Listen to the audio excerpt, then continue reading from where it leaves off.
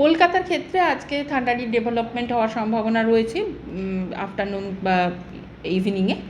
আর সেই সঙ্গে আজকে মোটামুটিভাবে তাপমাত্রা 35°C সর্বোচ্চ তাপমাত্রা ওঠার একটা সম্ভাবনা আছে, এবং আগামীকাল আবার 27°তে সর্বনিম্ন তাপমাত্রা নেমে আসার সম্ভাবনা।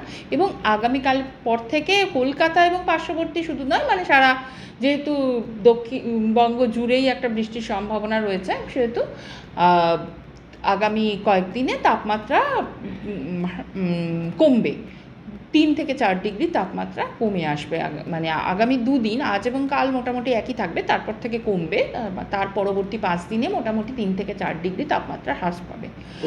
কলকাতাতেও ঝড় বৃষ্টির সম্ভাবনা থাকছে। হ্যাঁ, কলকাতাতেও ঝড় বৃষ্টির সম্ভাবনা। যেদিনকে মানে আগামীকাল 50 থেকে 60 কিলোমিটারের যে গতিবেগ বলা হয়েছে পশ্চিমের জেলাগুলিতে, এছাড়া অন্য জেলাগুলিতেও 40 থেকে 50 কিলোমিটার গতিবেগে দমকা হওয়ার সম্ভাবনা থাকছে। মানে পশ্চিমের জেলাগুলিতে বেশি থাকছে, কিন্তু সবকটি জেলাতেই আগামীকাল, আগামী পরশু এবং তারপরে মানে এখন আপাতত দক্ষিণবঙ্গেও একটা ঝড় বৃষ্টির সম্ভাবনা রোজই থাকছে।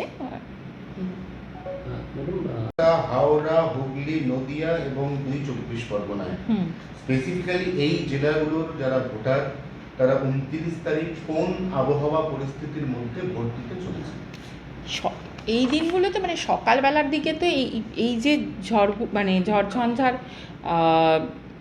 ঝড়ঝঞ্ঝার যে পূর্বাভাস আমরা দিচ্ছি, সেগুলো মূলত আমাদের হচ্ছে গিয়ে আফটারনুন থেকে ইভিনিংয়ে, মানে বিকেলের দিকেই বেশি এই ধরনের ঝড় বৃষ্টির আমরা পেয়ে থাকি।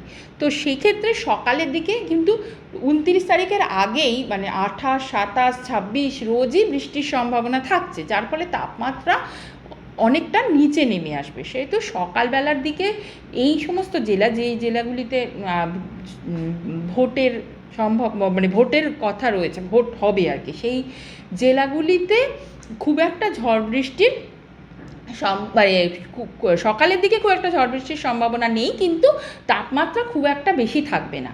এবং বিকেলের দিকে বা দুপুরের দিকে ঝড় বৃষ্টির একটা সম্ভাবনা ওই দিন থাকছে, এবং তার সঙ্গে দমকা হাওয়ারও সম্ভাবনা থাকছে। এই সবকটি জেলাতেই থাকছে ওই দিন দমকা হাওয়া সহযোগে দুপুর থেকে বিকেলের দিকে ঝড় বৃষ্টির একটা সম্ভাবনা থাকছে, এবং তাপমাত্রাটা অলরেডি কমে আসবে, এর আগে থেকেই কমে আসবে। সেহেতু এখন যে একটা কষ্ট হচ্ছে, বাইরে বেরোলেই কষ্ট, লাইনে দাঁড়িয়ে ভোট দিতে কষ্ট, যেটা আমরা প্রথম দফার ভোটে দেখতে পেলাম যে মানুষ কষ্ট পেয়েছেন, সেই কষ্টটা 29 তারিখে থাকার কথা নয়, কারণ তার আগেই ঝড় বৃষ্টির ফলে তাপমাত্রা কিছুটা কমে আসবে।